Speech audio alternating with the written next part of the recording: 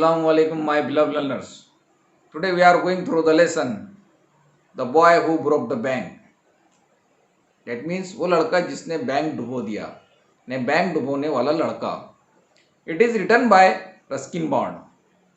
You know that this story pivots on rumor, and rumor is a piece of information that may or may not be true, but that people are talking about. It is said that a lie can round the world before truth has got its boots on. यानी सच्चाई के अपने जूते पहनने से पहले झूठ पूरी दुनिया का सफ़र कर सकती है, झूठ पूरी दुनिया में घूम सकती है. So, making the time much valuable, we are going to understand and explain the lesson, the story, the boy who broke the bank.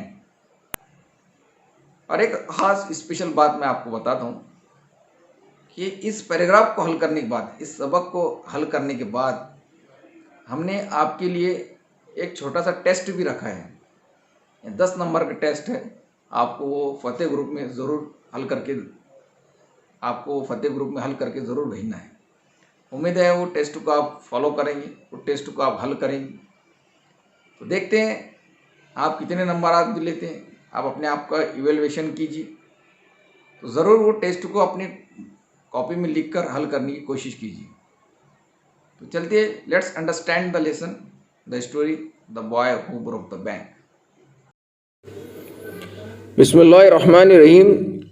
The boy who broke the bank, वो लड़का जिसने बैंक डुबो दिया, यानी बैंक डुबोने वाला लड़का.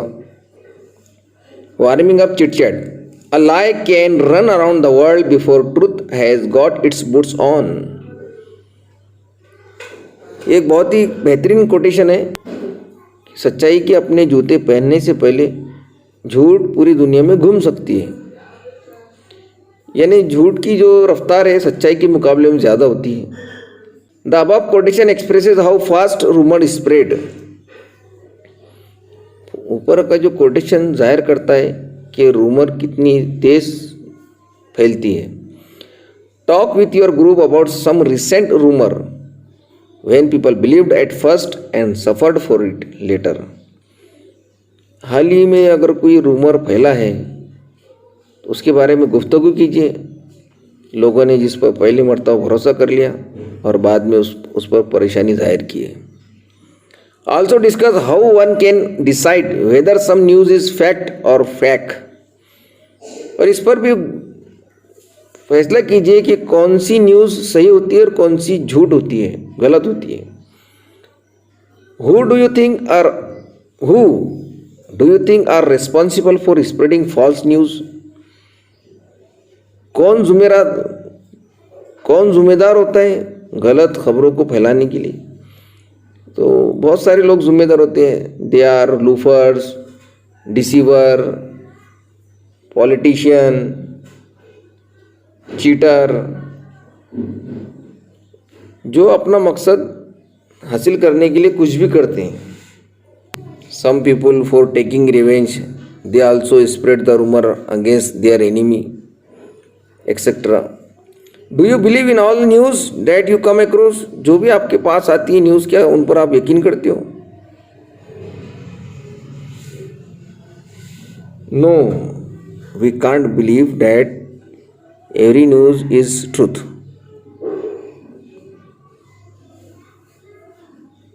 Give an example of rumour which seemed to be fact in the beginning, later it was proved false.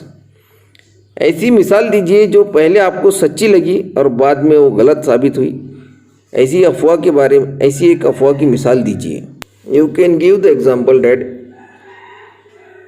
In WhatsApp there was a rumour SSC exam will be taken as offline. SSC exam will be taken by offline. ऐसे example दे सकते हैं. Read the following statements, describe whether they are facts or rumours, justify your decision. मंदर झैल statement को पढ़िए और बयान कीजिए ये रूमर है या हकीकत है, यानी झूठ है, अफवाह है या सच है. Justify your decision. अब हम कोई भी चीज़ को जस्टिफाई करते हैं साइंटिफिक तरीके से। अगर वो साइंटिफिक तरीके से सही है तो फिर वो फैक्ट है, और अगर साइंटिफिक तरीके से अगर नहीं है तो वो रूमर है। जैसे कि cow gives birth to a calf, ये फैक्ट है, हकीकत है। It is a natural phenomenon. तो आप एक्सप्लेनेशन में नेचुरल फेनोमेनन लिखेंगे और इधर फैक्ट को क्लिक करेंगे। In 2025, the sun will swallow the earth. It is a rumor or it is not proved scientifically. You receive a message that you have won rupees 5 crores in a lottery. It is a rumor. This message is not from the authority. Bees beat their wings 270 times in a second. It is a fact. हकीकत है, बहुत रफ्तार से वो अपने पंखों को उड़ाते हैं। And it is also proved scientifically. Explanation में लिख सकते हैं आप, it is proved scientifically. Many ships and aeroplane have disappeared in Bermuda triangle. ये भी हकीकत है, फैक्ट है और प्रूफ किया गया है, प्रूवन फैक्ट है। एक्सप्लेनेशन में लिख सकते हैं, it is proved. Driverless car no more a dream. अब बगैर ड्राइवर की कार का तस्वुर एक ख्वाब नहीं है, बगैर ड्राइवर वाली कार का एक ख्वाब नहीं है, ये फैक्ट है।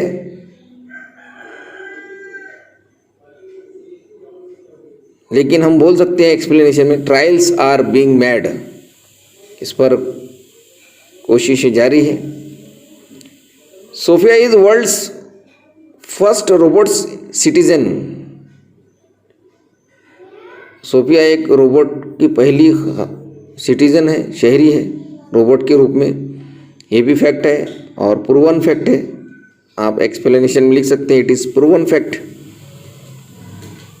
Ghost dwell in banyan trees.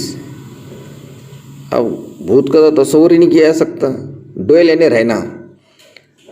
तो it is rumour and it is not proved scientifically.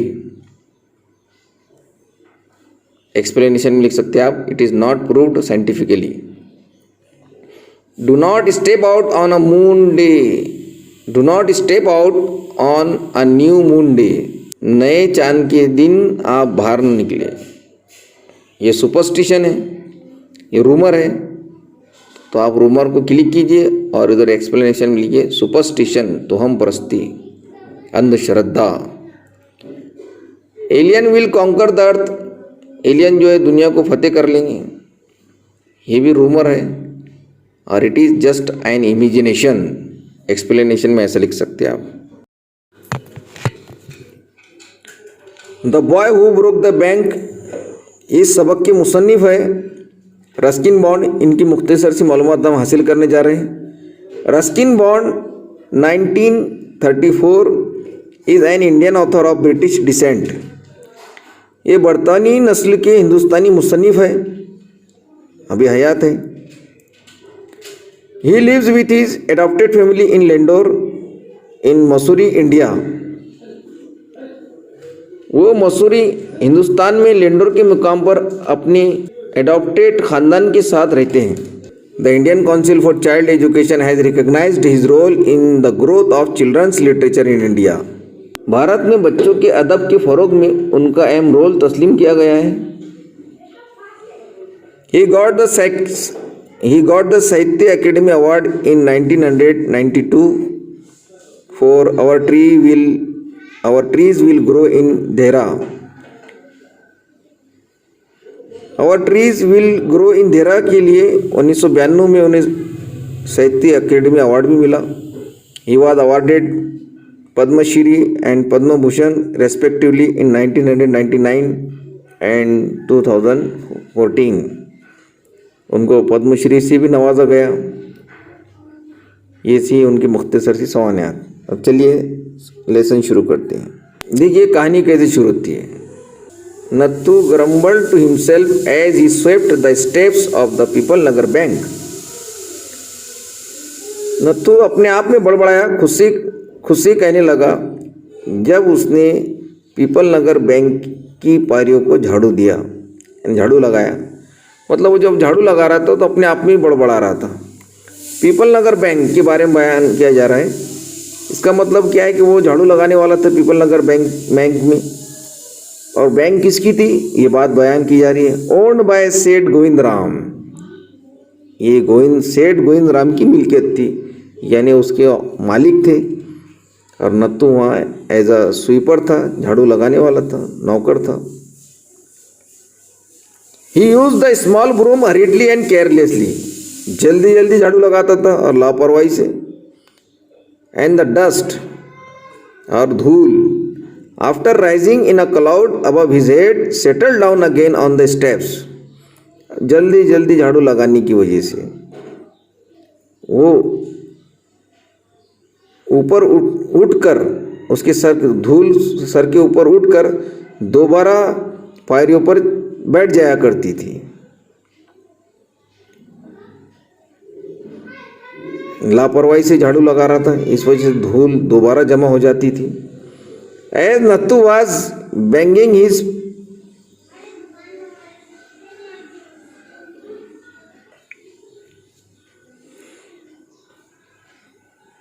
As Nathu was banging his pan against a dustbin, Sitaram, the washerman's son, passed by.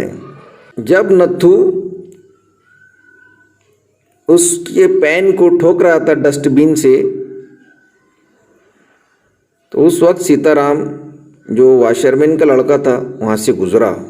Bang यानी ठोकना और pan यानी तवा, तो उसमें धूल जमा करके उसमें डस्टबिन में डाल रहा हूँगा और ठोक रहा हूँगा गुस्से में।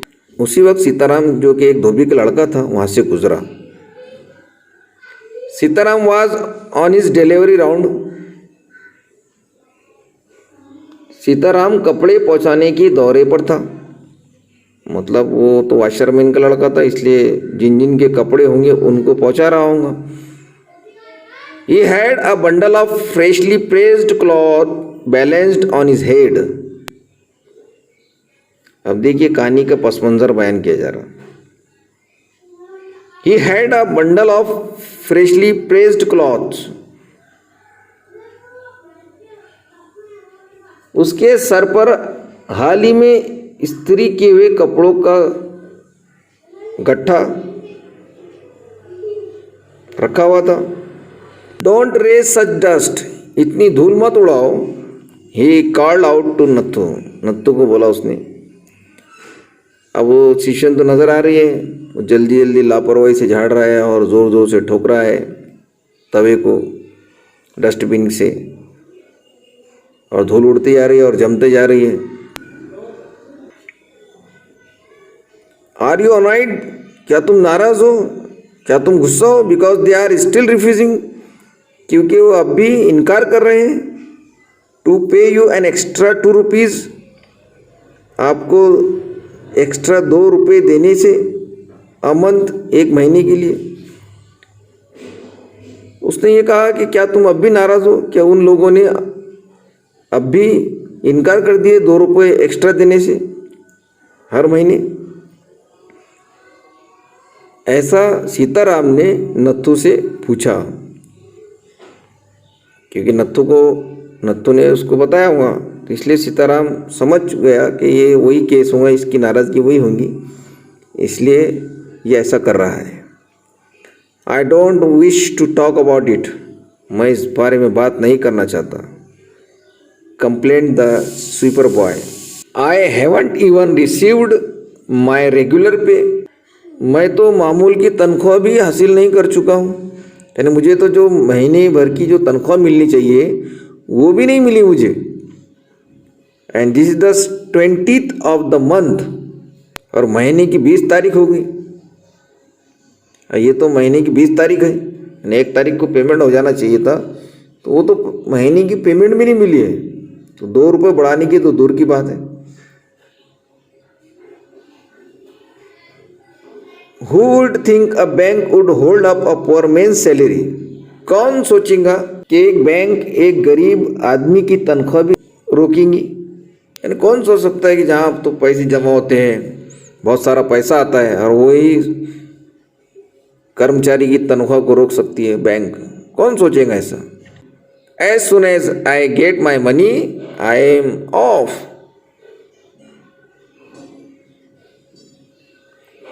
जैसे ही मुझे मैं तनख्वाह हासिल करूँगा मैं चला जाऊँगा। आई एम ऑफ यानी मैं चला जाऊँगा।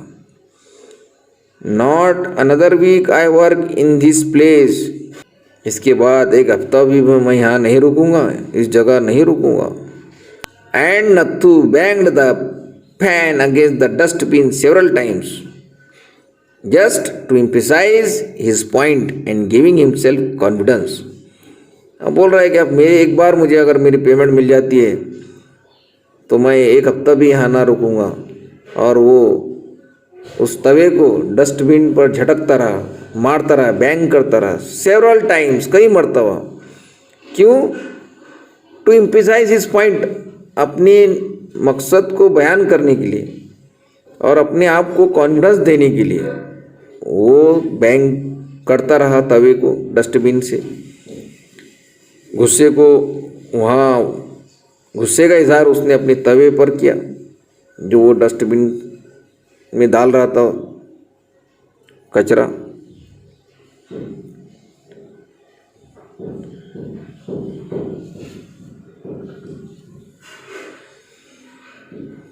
Well I wish you luck.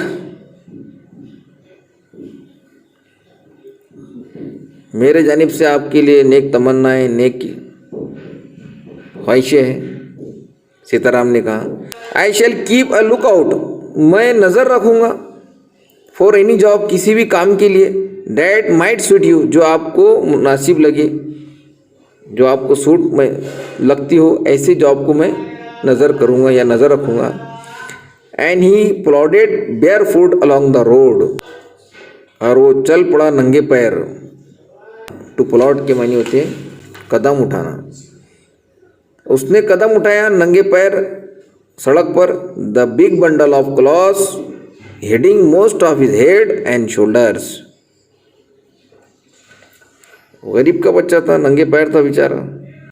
उसने नंगे पैर चल दिया भारी कदम रखते हुए, सर और शोल्डर को कपड़ों के बड़े गठरे से छुपाते हुए भारी कदमों के साथ सड़क पर चल दिया। अब उसकी भी हालत खस्ता बताई जा रही है कि वो किस हालत में था सीताराम बेचारा। लेकिन वो दोनों दोस्त है, इससे ज़ाहिर होता है कि इससे ज़ाहिर होता है कि उसने नत्थू ने उसको बताया था कि वो मुझे पेमेंट नहीं दे रहे हैं, और वो उसके गुस्से को समझ गया था। और गुस्से को समझने के बाद उसने बताया कि अगर आपको ये जॉब सूट नहीं कर रहा है तो मैं एक ऐसा जॉब देखूँगा जो आपको सूट करेगा। और फिर भी उसके लिए रुका और दो बात की और चल दिया। तो ये था हमारा पैराग्राफ।